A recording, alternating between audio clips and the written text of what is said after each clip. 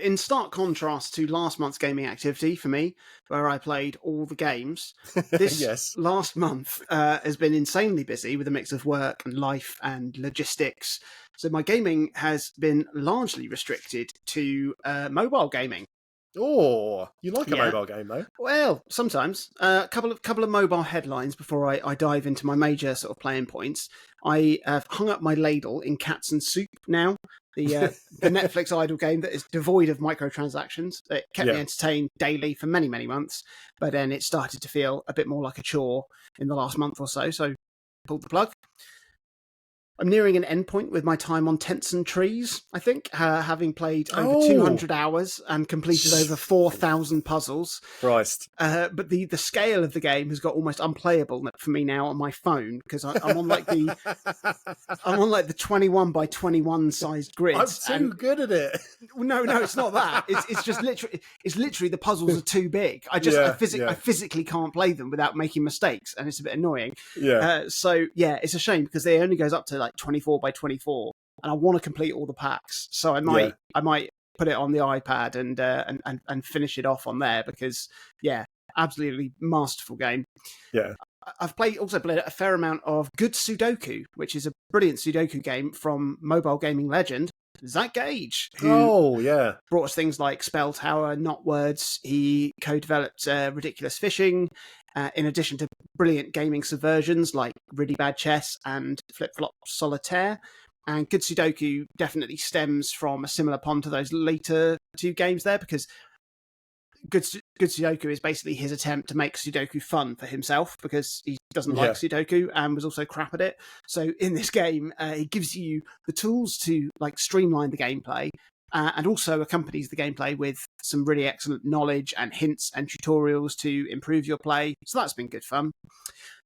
But the main gaming activity of my last month, and indeed my last 2 months, because I teased this last episode, it's been one of the best mobile games I've ever played, and that is Slice and Dice. Oh, I recommended this to you. You did recommend this to me, Chris. I think it's Slice and Dice. I don't know. Yeah, I think so. Is it an Italian detective duo called like Slice and Dice?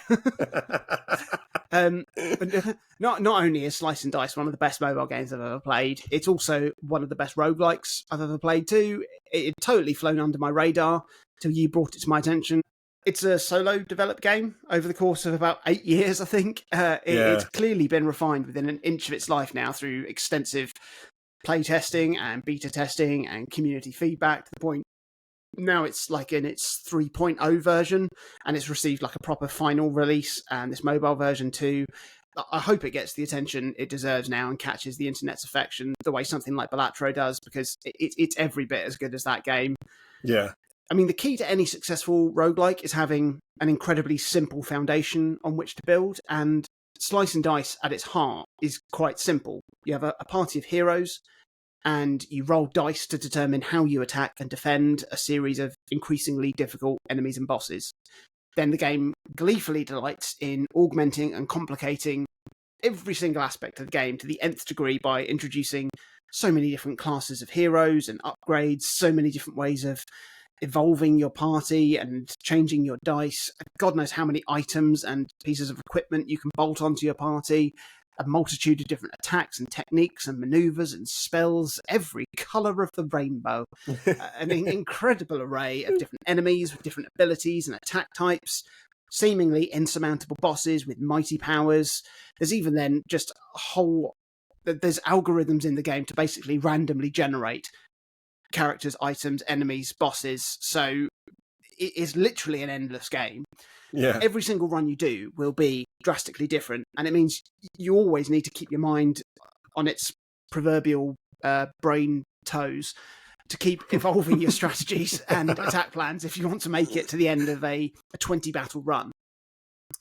And in the words of Brian Butterfield, that's not all, because in Slice and Dice, you can also challenge the game on several different difficulty levels, from the chilled Heaven mode, which sees you pick a selection of blessings to start your run with, to give your run all kinds of nice boons, like increased damage, or enemies start weaker or poisoned, or your items and level up choices are more and better. And then it goes all the way up to hard difficulty, unfair difficulty, brutal difficulty, and hell, where you'll have to pick curses to start with instead of blessings, which will make your runs very, very hard right from the off. And then, in the further words of Brian Butterfield, that's still not all, because Slice and Dice has about 1 billion different game modes to choose from. You can do your standard runs on classic mode, or you can then do runs with a whole selection of totally different rule sets, ranging from the silly to the stupidly hard.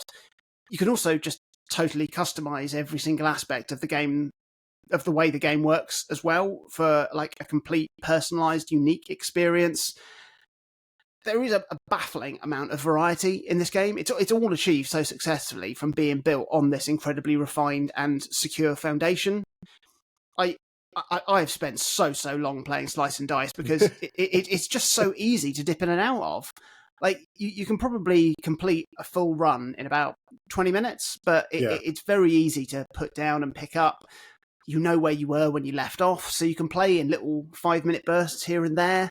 But then obviously, like, the classic thing of having games that you can easily play in little bursts is that it is just very easy just to keep playing until your legs are fully numb and your poo has turned white in the toilet.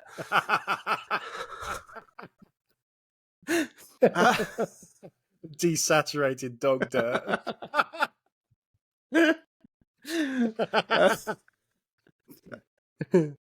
Thought you'd like that one. Love poo jokes. Yeah. Poo is very funny. It is. In the words of Minty. I've played through most of the difficulties on most of the modes now in Slice and Dice. I really love the loot mode, where your characters don't level up on your run. You just get lots more items and item slots to equip them, which is a fun way to build your party. Also really like the raid mode, which sees you double the size of your party and also double the amount of monsters and bosses you fight. You don't get items in this mode either, but it's really fun to manage a party so big. And despite the randomized nature of the game, there is so much strategic, almost puzzle solving gameplay in there, because all of your offensive and defensive options revolve around the order in which you take your turns, with so many abilities affecting how other abilities work. And the game is so good at showing you how the action will play out before you make your moves, so you can clearly see how everything will impact everything else before you decide on the right course of action for your turns. There's even an undo button, so you can literally play things out and then rewind if you think of a more optimized strategy. It's great because it gives you the satisfaction of playing a great strategic game, but without the pressure that comes with full-on strategy games where you're really punished in the moment for missing something. Yeah. The difficulty levels do get pretty stupid in Slice and Dice, by the dev's own admission.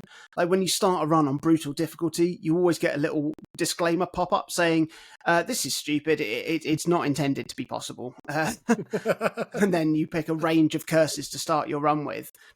And yeah, there's a difficulty level higher than brutal to unlock if you can complete a run on any mode on brutal difficulty, which I haven't done yet. It's obviously definitely possible, but it will be down to a fair bit of good fortune with the randomization of your starting party being favourable and the different curses you get offered to choose from working a bit in your favour. And you can't just re-roll your starting conditions just over and over until you get the optimum build. You have to earn a re-roll by beating levels on that run or runs on a different mode. So I found myself dipping in and out of shortcut mode, but on Heaven, which skips you straight to shortcut mode skips you straight to level 8 and gives you 4 items. And I really like that because it's just you get straight into it. Yeah. And doing it on Heaven, it blesses you with some great perks. It allows me to blast through a few levels of that, and I'll earn a re-roll for my brutal run. And I just quite like that loop of just going back and forth because it's just really fun to play. The mechanics of it are just really fun. And now that I'm at this point in Slice and Dice, I've also been playing a lot of the endless run modes, which are also in the game, and they're great fun.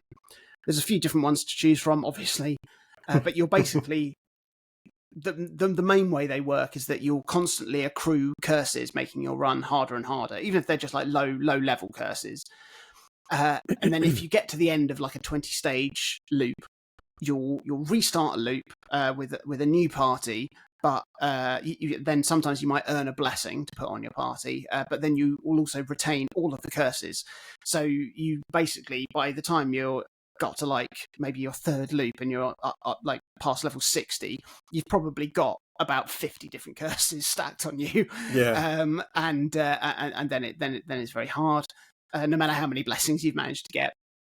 But it means like I don't know. I've always just got something to play, like something to aim for. There's also hundreds of achievements to go for too. It's always fun. It's just, it's so good. I can't overstate just how good Slice and Dice is. This has been an incredible year for like these smaller indie games like Balatro or Animal Well. Now Slice and Dice. All three of those games will probably find their way into my top 100 games list somewhere when I come to revising that. And I still feel like I haven't really sort of got into everything that Slice and Dice has got to offer, because there are just so many tools that the dev gives you in the game to customize things. I don't even understand, but I'm sure I'll get there in time. Once I've, because I was overwhelmed by all of the different modes I was unlocking, but then I didn't have to worry about them. I played on the ones I liked, and then I was like, oh, I'll give that one a go. And then I learned that one, and then boom. Everyone should try it. Like I said with Balatro, it's a shame Balatro doesn't have a demo, because everyone should play that and try it. But there is no excuse not to do that with Slice and Dice, because there is a demo to try on Steam. It's free to try on iOS, with the full game being an in-app purchase. It's about £8 to unlock. It's beyond worth every one of those pennies too. Oh, absolutely amazing. What a game. Thanks for the recommendation, Chris. Yeah, I mean, I came across it. I think it was on a list of like hidden gem sort of premium mobile games. And I read about it and thought, oh, that sounds quite interesting. And it just fell out my brain then. And I was browsing Steam at some point and saw it there, and it had a proper PC port. And it was like, oh, I'll give that a go then, because I remember that. And it kind of just flicked that switch in my brain to say, that's a thing you recognise, Yeah. which sometimes is all it takes for me to want to buy something. But I played maybe an hour of it, and then immediately text you and said, this is your favourite game. So I would just recommend you grab it on mobile, or however it's going to work for you. Yeah. And you, the same evening, were like, this is very good. And then it's just been something that I know you've been playing, but I was waiting for you to bring it to the podcast to really get stuck into. Because if I brought it up, I'd be like, yeah, it's a rolled dice is quite good, I suppose. I couldn't do it justice, because I would never have that same sort of grip, or the game wouldn't have the same grip on me as it inevitably would for you, because of the genres you enjoy and the stuff that you like. So it's really nice that the recommendation was such a slam dunk, because it really felt from the title screen onwards that it was like, oh, it's a Jonathan Dunn game. And it is. And I'm not Jonathan Dunn with it yet. Way!